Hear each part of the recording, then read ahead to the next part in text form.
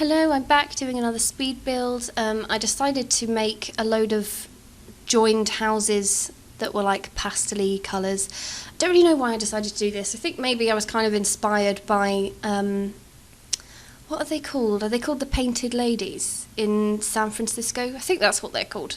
Yeah, I always thought they were really pretty, so I've kind of tried to, I won't say recreate it because it doesn't look anything like the Painted Ladies, but it's my kind of inspiration for building something like this. But anyway, as usual, I'm not really going to talk too much about it because you can see what I'm doing. What's the point?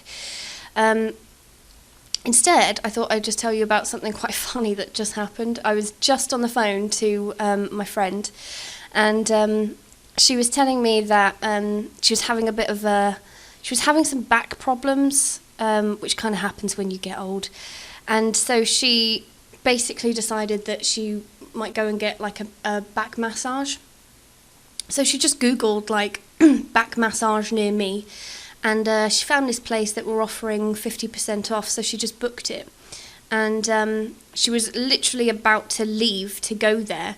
So she made an appointment, she was about to go there, she was like 10 minutes away from going. But just before she left, she had a bit of time, she didn't want to get there too early, so she thought, I'll just have a look on the website.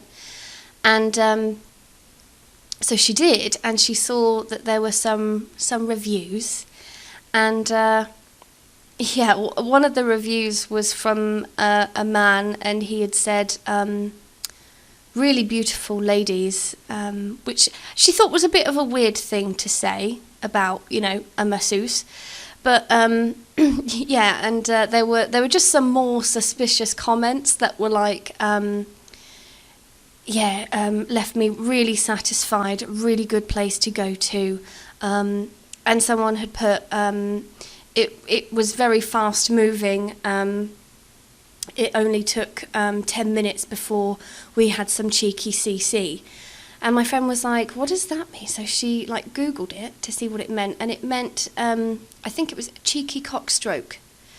So that's how she learnt that she had actually booked herself a back massage with an erotic parlour. And when she was telling me about it, she was like, I should have really seen the warning signs. I mean, when I was booking it in, I wondered why they left so many kisses and why they called me darling.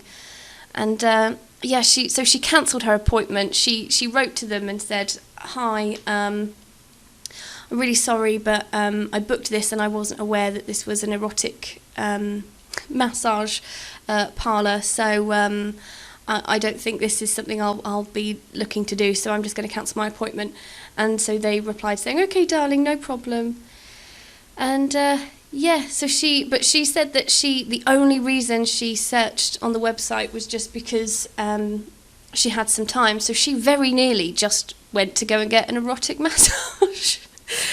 And I think she read some more of these like reviews, and some of the comments were really funny. Like, some of the people had written things like, the customer service was great, the ladies were very pretty and very friendly, the environment was very clean, there was a shower in the corner. And knowing my friend, she is a bit naive, so she would have been the type that would have just gone along not knowing what it was. She probably would have seen, quite a few men walk out, and she probably would have thought, really innocently, like, oh, maybe there's a special on today for men, maybe it's like a men's special today. And I'm sure even if she saw a shower in the corner, even her probably would be like, well, that's a bit odd, but maybe it's to wash the oil off or something. Like, she still wouldn't really understand. But I think the giveaway is that one person left in a review that the masseuse comes into the room naked. I think that probably would have been the giveaway to her. I think at that point, then she probably would have been like, so what's this about then? But for me, the funniest part was when my friend was telling me about what would have happened if she had gone. And she just said, to be honest, mate, if I went there and they accidentally gave it a little swipe, I mean, I probably would think, well, let's see where this goes. But if they did try and do anything more funny than that, then I probably would put a stop to it. And I kind of thought, oh, well, it's nice of you to be open to just a cheeky swipe. But obviously draw the line if it goes any further. But another thing she had said she should have seen the warning signs was when she was looking on the website.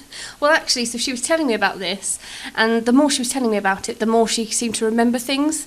And she was like, actually, come to think of it, I should have thought it was a bit odd that they were called magic hands. But there you go. I didn't even think that was legal in the UK, although that might just be me being a bit naive. Maybe there's a loophole. Maybe it is completely legal. I mean, if everyone's having a good time. But anyway, I will just say, with regard to this build, you've probably noticed that I have only actually done the inside of one house. So I wanted to go for the exterior look of having a row of houses, but let's be honest, I'm not going to sit there and decorate the interior of 5 houses in a row when the inside is exactly the same. So maybe one day I'll go back and do the other houses, but this isn't even that livable. Like, you can have one sim live in the main house and have it look like they live in a block of houses, but at the moment the gameplay doesn't really allow you to have multiple people live in tiny homes, although actually that would be quite a good idea if you could just buy one gigantic lot, kind of like they do with the apartment stuff. Only have people live in rows of houses, because that's quite realistic in the UK anyway. But quite a lot of British people do live in small attached houses, so it would be good to at least have the option, because this isn't the first time I've thought this. There are a few times where I've made a household of 8 people, and they're not all related, because maybe one couple is going to get with, or maybe one person is going to get with someone from the other family, because I'll already have some kind of storyline in my head when I'm creating Sims. So it would be quite cool for me actually to have the ability to be able to move families into multiple houses in one lot and then switch control of the houses as and when I like. That would be really handy, but maybe that would make it a completely different game, but I think that would be really cool.